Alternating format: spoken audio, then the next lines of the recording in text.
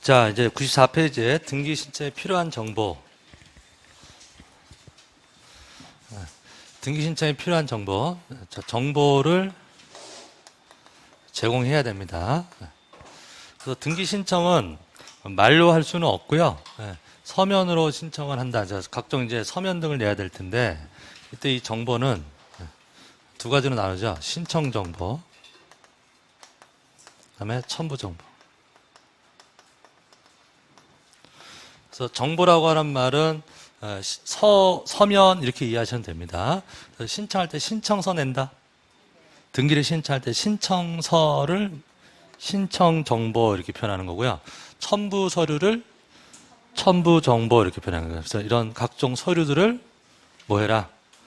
제공해야 된다. 말로 신청할 수는 없다 이 말이에요. 자, 그럼 이제 첫 번째 신청 정보가 나옵니다.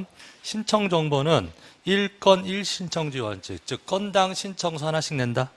그래서 1건 1신청지가 원칙이에요. 근데 예외도 있다. 여러 개의 등기를 신청서 하나로 한꺼번에 신청할 수도 있어요. 그걸 무슨 신청을 그래요? 일괄 신청, 일괄 신청. 일괄 신청도 지문을 하나씩 잘 내죠. 그래서 우리가 일괄 신청은 예외인데 언제 일괄 신청할 수 있냐? 일단은 관할 등기소가 같아야 돼요. 그래서 관할이 동일해야 되고요. 일단 하나 써두세요. 예외 일괄 신청 옆에다 관할 동일. 그러니까 당연히 전제는 관할이 같은 등기소에서 같은 관할 등기소에서 여러 개의 등기인데 신청서 하나로 한꺼번에 신청할 수도 있다 이런 말이고요. 첫째, 등기 목적과 등기 원인이 동일하면 일괄 신청할 수 있어요. 자, 뭐가 같으면? 등기 목적하고 원인이 동일하면 일괄 신청할 수 있어요. 등기 목적과 원인. 그럼 등기 목적과 원인이 다르면 원래 안 되는데 이번에 대법원 규칙으로 정하는 경우면 목적 원인이 달라도 일괄 신청할 수 있어요. 그래서 그게 이제 우리 중개사 시험에서 이제 그걸 자주 내는데요. 제일 많이 나오는 게 A죠. 공동저당. 동일한 채권에 대해서 여러 개의 담보 설정하는 게 공동저당이고, 공동저당이라고 하는 것은 저당권 등기를 여러 개 하는 거죠. 여러 개 하는 건데 그거 신청서 하나로 일괄해서 할 수 있다. 여기서 특징은 소유자가 같은 경우는 물론이고 다른 경우에도 일괄 신청할 수 있다고 하는데 문장 읽어보실래요? 같은 채권의 담보를 위하여 소유자가 다른 여러 개의 부동산의 저당권 설정 신청할 때 일괄 신청할 수 있어요. 그럼 소유자가 같은 경우는 당연히 할 수 있고 소유자 같은 경우는 당연히 할 수 있고 다른 경우에도 할 수 있다고 대법원 규칙에서 정했다 이 말이에요. 제가 동그라미 2번 제목이 뭐예요? 대법원 규칙으로 정한 경우 그랬잖아요. 그럼 같은 경우는 대법원 규칙에서 정할 필요가 없어. 그런데 다른 경우라도 할 수 있다지 않고. 그 다음에 B번에 공매, 처분, 동그라미죠? 그 다음에 오른쪽에 C번에 매각, 동그라미죠? 자, 쉬운 걸로 해볼까요? 매각. 자, 매각되면은 무슨 등기를 할까요? 자, 일단 용어부터. 매각하면 경매예요. 경매에서 팔린 걸 뭐라 그래요? 경매에서 팔린 걸 매각. 그래. 경매에서 팔린 걸 매각. 공매에서 팔린 걸 공매 처분. 아까 동그라미 친 거 왼쪽에. 공매 처분 그다음에 매각. 그럼 상황은 똑같은 거예요. 팔린 건데 용어가 공매에서 팔리면 공매 처분. 작년에도 냈잖아. 공매 처분. 경매에서 팔리면 매각. 그럼 공매나 경매로 팔렸어. 그럼 무슨 등기를 할까요? 그러니까 촉탁을 하는데요. 촉탁. 그것도 중요해. 촉탁도 중요한데요. 등기 목적. 자, 경매로 팔렸어요. 그럼 일단 팔렸잖아. 그러면은 매각 대금을 완납했다니까 낙찰자가 돈을 다 냈어요. 그럼 등기할 거 아니에요. 그러면은 일단 무슨 등기할까? 그 낙찰자 앞으로 이전 소유권 이전. 자, 소유권 이전 등기 일단 해요. 자, 그다음에 그 낙찰받은 부동산에 저당권이 있어. 저당권이 있는 거 낙찰받을 수 있잖아요. 그럼 그 저당권 어떻게 해? 말소하죠. 그러면은 낙찰되면 소유권 이전 등기도 하고 말소 등기도 할 거 아니에요. 그럼 여러 개의 등기를 한꺼번에 일괄해서 한다고. 말 들으십니까? 그래서 일괄 촉탁합니다. 이건 그러니까 촉탁이라는 표현만 다른 거지 본질은 같은 거죠. 신청이나 촉탁이나 성질은 같은 거다. 그래서 경매나 공매, 즉 다시 말하면 공매 처분 용어 좀 이렇게.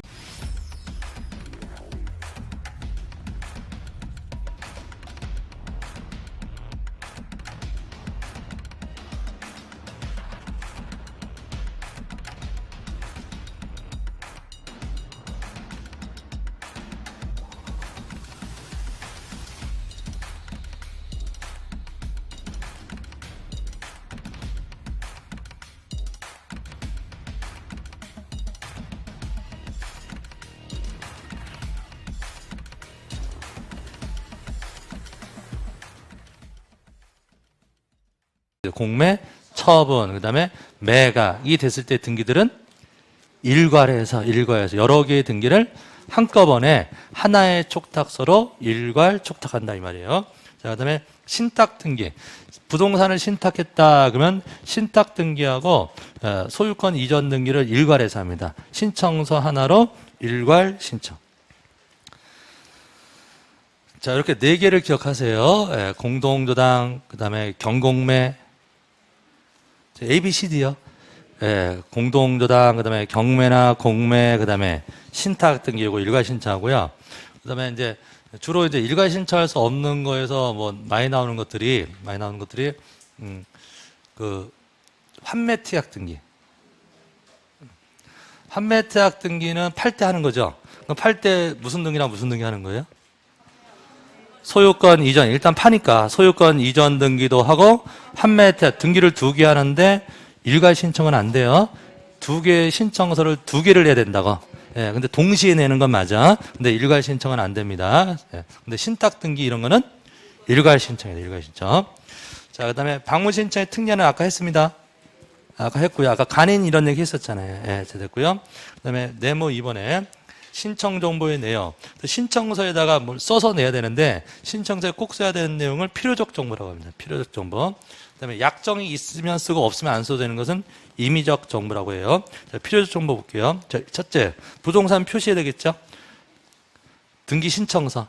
자, 상상을 하세요. 지금 신청하고 있는 거예요. 그럼 신청서에다 적어서 내야 될 거 아니에요? 그럼 일단 물건 써야죠.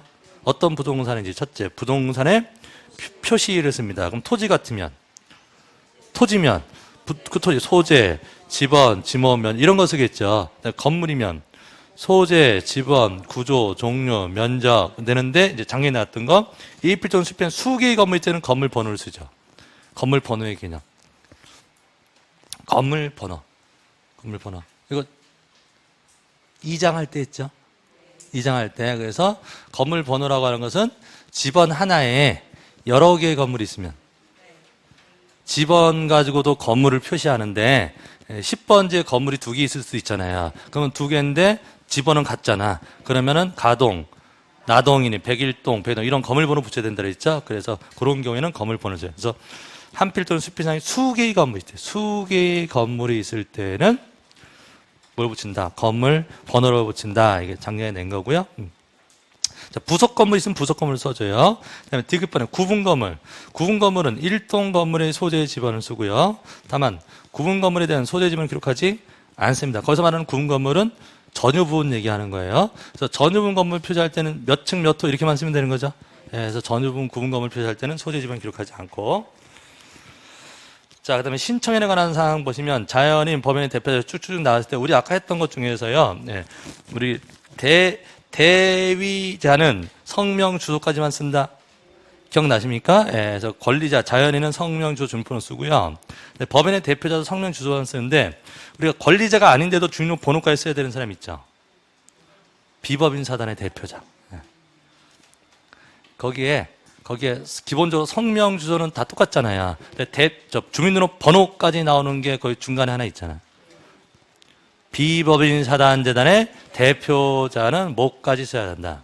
주민등록 번호까지 써야 된다. 2번 나왔죠? 요새 주민등록 번호까지 써야 됩니다. 그래서 등기부에도 나오죠. 비법인 사단재단의 대표자는 등기부에 기록해요. 여러분들 그 표 보는 방법이 신청 정보의 내용이라는 말하고 등기부의 기록이란 말 있잖아요. 그럼 신청서에 인적사항 쓰는데 이 인적사항이 등기부에도 올라가느냐 이 말이에요. 등기부에도 올라가느냐 그러면은 법인의 대표자는 등기부에 안 올라가요. 근데 비법인 사단재단의 대표자는 등기부에도 올라간다 이 말이고, 그 다음에 아까 했던 대리인은 등기부에 안 올라가요. 근데 대위자는 등기부에도 아까 써준다 그런 얘기였습니다. 그 다음에 등기 원인 연원일, 등기 목적 쓰고요. 그 다음에 5번에 등기필 정보, 별표 쳐야죠. 등기필 정보. 그래서 신청서에다가 지금 뭘 적으래요? 등기필 정보. 그래서 등기필 정보는 권리증이죠. 권리증인데 현재 그 권리증이 암호로 되어 있는 거죠. 암호로 되어 있어가지고 우리 1년 번호 12개, 비밀번호 50개 중에서 하나를 적어서 내는 거예요. 그래서 신청서에다가 누구의 등기필 정보를? 매도인, 예, 등기 의무자의 등기필 정보를 적어야 되는 것인데 항상 적는 건 아니다. 네, 자, 가로 안에 있는 말, 다만 공동 신청 또는 승소한 등기 의무자가 단독 신청할 때. 자, 문제는 이제 그걸 내는 거죠. 공동 신청이거나 승소한 등기 의무자의 단독 신청에 의해 권리에 관한 등기 신청한 경우로 한정합니다. 자, 그럼 상속 등기할 때 등기필 정보 적어야 되나요? 상속 등기 신청은 단독 신청이죠. 예, 그럼 적을 필요가 없다. 수용으로 인한 소유권 이전 등기. 수용 단독 신청이잖아요. 그래서 우리 아까 단독 신청 공부한 거 있었죠. 예, 그때는 적을 필요가 없어요. 판결에 의한 등기. 판결에 의한 등기는 원래 필요가 없는데 판결을 승소한 등기 권리자가 얻을 수도 있고 승소한 등기 의무자가 판결을 얻을 수도 있잖아요. 근데 승소한 등기 의무자는 자기 거 적어내야 돼요. 단독이더라도. 그래서 보통 단독 신청은 안 적어도 되는데 누구는? 승소한 등기 의무자. 승소. 그래서 다시 읽으시면 공동 신청 또는 승소한 등기 의무자가 신청할 때는 적어라. 예, 제공해야 됩니다. 자, 이번에 관할 표시하고 신청 연원이 됐습니다. 매매했으면 거래가 적고요. 외우는 건 아니에요. 뭐 취득세 이런 걸 적는다. 넘기십시오. 자, 그다음에 임의적 정보. 자, 임의적 정보는 약정이 있으면 쓰고 없으면 안 써도 되는 거예요. 그럼 각종 특약사항들이에요. 그런데 여기서 개념을 하나 잡으세요. 특약이 있으면 다 등기될 수 있나요? 아니죠. 뭐가 있어야죠? 법률에 근거가 있어요. 법률의 근거. 그래서 맨 위에 반드시 법률의 근거 규정이 있어야 등기할 수 있는 사항이에요. 그래서 아무리 특약을 했더라도 근거가 없으면 등기할 수가 없다 이런 뜻이고요. 자, 그 다음에 원인증명정보에 기록된 사항이면 반드시 신청정보로 제공해야 되고요. 예, 신청서에 안 쓰면 각하당합니다. 자, 이 개념을 보시면 우리 전세권을 한번 해볼까요? 우리 전세권 등기할 때 꼭 쓰는 내용이 뭐죠? 전세금. 전세금하고 범위. 전세금하고 범위. 목적은 안 써요. 예, 전세금하고 범위. 전세 기간은요? 전세 기간은 임의적이죠. 아까 전세금하고 범위는 필요하죠. 꼭 써야 되는 게 전세금하고 범위고 기간은 약정이 있으면 쓰고 없으면 안 써도 된다. 임의적이잖아요. 자, 그러면 전세권 등기 신청하는데요. 전세권 설정 계약서를 냈어요. 등기소에 전세권 설정 계약서를 냈는데 그 계약서에 기간이 나와. 기간이 10년. 어디에 나와 있어요, 지금? 계약서에 나와 있잖아요. 그러면 신청서에다가 기간 써야 돼. 신청서에 써야 된다고. 안 쓰면 각하당해요. 뭔 말인지 이해하시겠냐고요? 그래서 임의적 정보라고 하는 것은 임의적 정보는 뭐 마음대로 써도 되고 안 써도 되고 그런 개념이 아니라 원인 증서, 약정이 있으면 써야 돼요. 약정이 있는데도 안 쓰면 각하당하는 거라고. 그럼 등기부에도 이제 기간이 올라가는 거예요. 근데 계약서에 기간이 없으면 계약서에 기간이 없으면 안 써도 된다 이런 말입니다. 자, 다시 읽을까요? 2번에 등기 원인증명정보에 기록된 사항이면 반드시요. 원인증명정보가 계약서 얘기합니다. 거기에 기록된 사항은 반드시 신청정보로 제공된다. 위반 시 각하사유가 된다. 개념 잡으셨나요? 예, 됐고요. 자, 구체적 내용은 이제 각종 약정이 있는 것들입니다. 자, 됐고요. 다음에 자, 원인증명정보 이제 첨부정보로 갈게요. 자, 요거 끝났고요. 자, 신청서 얘기 끝났고 그다음에 첨부되는 서류 얘기합니다. 자, 신청서에다가 첨부되는 거. 자, 제2간 뭘 증명하는 거? 등기 원인을 증명하는 정보. 원인 증명 정보는요. 보통 각종 계약서, 판결서 이런 겁니다. 자, 둘째 줄에 계약서 보이세요? 계약서. 그다음에 우리 아까 판결 얻으면 계약서 내는 게 아니라 판결서 낸다 그랬잖아요. 그래서 계약서, 판결서 이런 게 뭐가 된다? 등기 원인 증명 정보가 되고요. 그 다음에 우리가 중개사법 시간은 그 거민제도, 우리가 거민은 언제 봤죠? 부동산 등기 특별조치법상 거민. 자, 거민도장 받아오라는 거죠? 네, 거민도장 어디에다가? 여기에다가. 여기 지금 요거 공부하고 있잖아요. 등기할 때 원인 증명 정보. 이게 뭐예요? 대표적인 게 계약서나 판결서 얘기하는 거잖아요. 그럼 등기 신청할 때 요걸 내는데 여기다가 이 도장 받아오라고. 거민제도 아시잖아. 그래서 시흥구청 가서 거민조장 받아오라 이러니 어디에다가? 원인, 증명, 정보에다가. 그래서 나온 얘기가 판결일지라도 거민 받아요.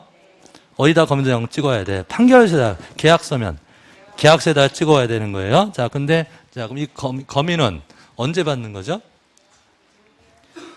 거민. 이제 요 제도는 여러분들 이제 중개사법 시간에 주로 하죠. 부동산 등기 특별조치법. 거민을 받는 경우는 언제 받아요? 거민을 받는 요건. 어떤 거래일 때 거민을 받냐고. 응? 개소리.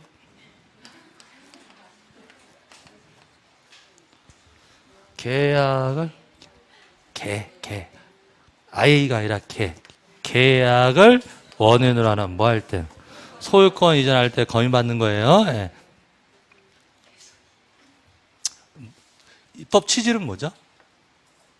입법 취지. 이 거민제도 만드는 거는. 중개사법 시간 안 하세요? 어? 아직 안 했어요? 어? 아직 안 했어요? 네, 투기 방지. 네, 이렇게 되죠. 그래서 거민제도를 만든 이유는 뭐 하려고? 투기 방지하기 위해서. 그래서 어떤 경우에 거민받아라? 계약을 원인으로 하는 소유권 이전할 때는 거민도장을 받아와야 등기가 되는 거예요. 어디다 거민도장 받아라? 계약서나 판결서. 자, 어차피 문제 풀려고 하는 거니까. 예, 자, 보세요. 자, 문제 이런 거죠. 가등기할 때 거민을 받아야 한다? 안 받아도 되죠? 예, 뭐 할 때만 받으라고? 무슨 등기야? 소유권 이전. 그럼 본등기는 소유권 이전 등기면 본등기 할 때 받으면 되는 거예요. 가등기는 아직 소유권 이전 아니잖아요. 그래서 무슨 등기 할 때만 받는다? 소유권 이전 등기 할 때 받아요. 자, 소유권 이전인데요. 상속일 때 거민 받아요? 안 받죠? 예. 증여 받아요. 예. 증여 계약이냐고. 계약. 그럼 상속은 계약 아니니까 필요가 없어. 그럼 뭐이면 받아라? 계약이면 받는 거. 계약이 아니면 안 받아도 돼요. 그 계약의 종류는 불문합니다. 계약의 종류는 불문해요. 그런데 여러분들 우리 이 거민제도보다도 거민제도는 이제 거의 이제 지금 별로 많이 안 쓰죠. 왜냐하면 무슨 제도가 있어서 제일 흔한 게 매매잖아요. 그럼 매매 계약이냐고. 매매 계약이니까 원래는 거민을 받아야 되잖아요. 근데 그 매매일 때는 특히 부동산 거래 신고하죠. 중개사법 시간에 공부하시잖아요. 그러면 이제 뭘 하니까 거래 신고하면은 거민 한 것으로 치는 거잖아요. 그래서 매매일 때는 거민도장 받는 게 아니라 거래 신고한 신고필증을 내요. 되셨습니까? 예, 그거로 퉁치는 거라고. 예, 그런데 증여는 거래 신고해요? 예? 증여. 공짜로 주는 증여할 때 부동산 거래 신고하세요? 아, 부동산 거래 신고. 거민 말고. 거래 신고.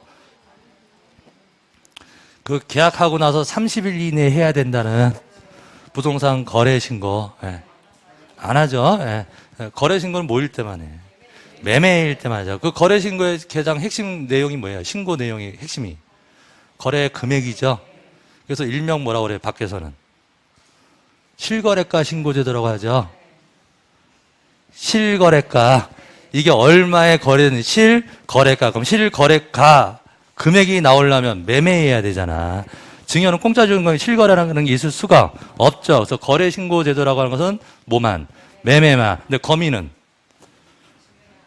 계약 그런다고. 근데 계약 중에서 매매는 실거래가 신고하니까 따로 거민받을 필요가 없어요. 그러면 통상 이제 현장에서 제일 많은 게 이제 거민받는 거는 증여밖에 없지. 말 이해되셨나요? 그럼 증여 계약이냐고요. 계약이에요. 그래서 여러분들 시흥구청 거래 신고하는데 민원실 그 1층에 거기에서 도장 찍어주는 데 있다고. 거민도장인데 거기 앉아 계세요. 앉아 계시면 열에 9은 증여예요. 거민도장 받는 계약서가 말뜻 이해되시냐고요? 예, 그래서 계약이면 뭘 받는다? 거민을 받는 거예요. 자, 그런데요. 자, 계약하고 소유권 이전했어요. 근데 거래 신고를 했어요. 그러면 거민 안 봐도 되는 거죠? 거래신고제도도 무슨 목적으로 만든 거야? 투기 방지 목적으로 했잖아요. 그래서 여기 해당하더라도 요